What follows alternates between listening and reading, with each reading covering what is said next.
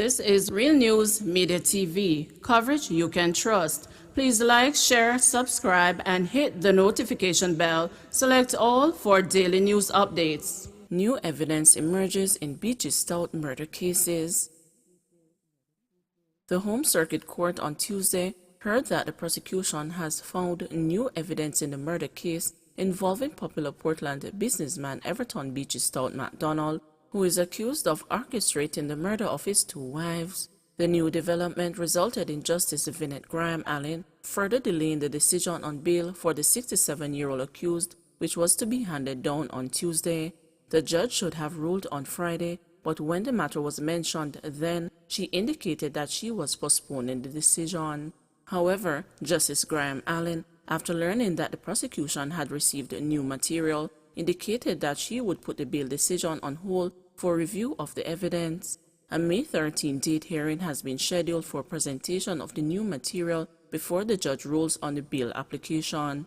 Disclosure is to be made to the defense before the next court date. MacDonald, who appeared in court via Zoom, was remanded. In the meantime, Justice Graham Allen offered $500,000 bail to MacDonald's co-accused Oscar Barnes. Barnes, who is charged with murder along with MacDonald in relation to the death of MacDonald's second wife, Tonya, was bailed on condition that he surrender his travel documents and report to the Buff Bay police station daily. The accused was also instructed to reside in Windsor Castle and to avoid the Sherwood Forest community in Portland as part of his bail condition. Tonya's partially burnt body was found with throat slashed beside her burnt car along the Sherwood Forest Main Road on July 20, 2020. Another man, Devlin Minot, said to be the contract killer, was also charged but pleaded guilty in the Home Circuit Court last September and was sentenced to 19 years in prison. Minot, in a witness statement, claimed that he was offered $3 million by MacDonald to kill his wife. In the first murder, a cold case, MacDonald is charged in connection with the killing of Merlin MacDonald, who was shot dead outside her home in Boundbrook, Portland in May 2009. It is alleged that he had paid a police detective to kill his wife after their marriage crumbled and she left the matrimonial home. MacDonald's lawyer, during their bail application, has denied killing his wives. Barnes' attorney-at-law, in rejecting claims of his client's involvement in the killing, said that the prosecution has no evidence except for a statement from a co-accused. MacDonald is being represented by attorneys-at-law Bert Samuels and Matthew Hyatt, while Barnes is represented by Ernest Davis. Woman on flight from Jamaica held at airport after cocaine found in shoes. A 21-year-old Georgia woman who arrived at the Hartsfield-Jackson Atlanta International Airport on a flight from Jamaica on Sunday has been arrested on cocaine charges. The illegal drug was found concealed in shoes inside the bag of the woman, according to a release from the U.S. Customs and Border Protection on Tuesday. She has been handed over to the Clayton County Police Department for state prosecution. Allegations are that upon closer examination of the woman's bags after her arrival at the airport, 7 pairs of shoes were found to have a white powdery substance concealed in the shoe bottoms that field tested positive for cocaine. The cocaine was subsequently seized and weighed approximately 3 pounds, with a street value estimated at US $40,000, approximately 6.1 million Jamaican dollars.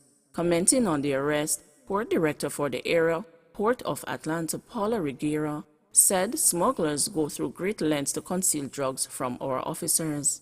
She added, narcotics interdiction remains a priority CBP enforcement mission, one that we take very seriously. CBP noted that it conducts operations at ports of entry throughout the United States and regularly screens arriving international passengers and cargo for narcotics, weapons, and other restricted or prohibited products. Over 60 arrested and charged at illegal party in Westmoreland.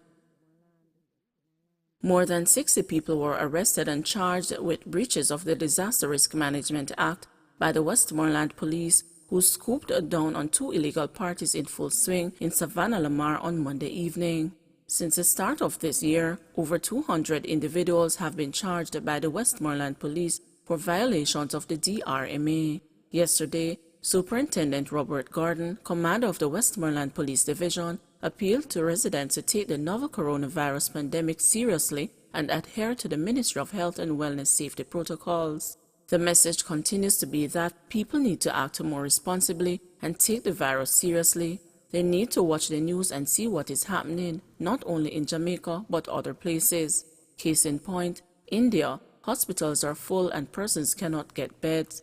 They are literally dying in the streets, and if we are not careful, we are going to reach that point, Superintendent Gordon said.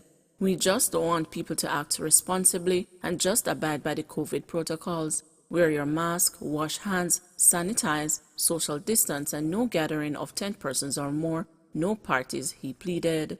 He made reference to a recent spike in cases of the respiratory illness, which resulted in the oversubscription of beds on COVID-19 wards at the island's public hospitals.